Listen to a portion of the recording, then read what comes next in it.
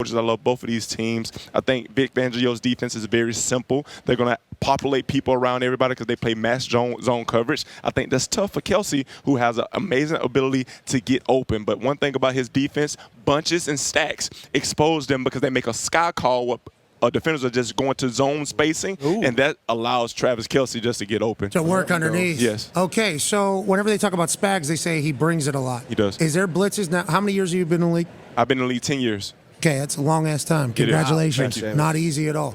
Okay, the amount of blitzes. What is the hardest thing to – is it the disguises? Is it picking, guessing? Can you normally figure out a blitz? What is the thought of a quarterback whenever a blitz is out? Well, one of the top things in the cornerback is, like, what is my protection area that is, like, at stake? And when you have a protection problem, you have to start with who is their most dominant defensive lineman. And for Kansas City, it's Chris Jones. But you can't base your protection just on him because he moves all over the field. And we had a study with the Cleveland Browns, like typically Kansas City is bringing 90% of their pressures away from Chris Jones because they want to show you Chris Jones being on this side and they want to bring the pressure opposite. Once we played them, obviously defenses, they do self-scout as well. They brought all their pressures to Chris Jones side. So yes, it is deceptiveness. It is the disguise, but it's the way that his safeties work. Josh Cook and Eric Reed, Justin Reed, they work so well together. They're not as great as ball hawking safeties, but they do a good job of getting their depth and playing downhill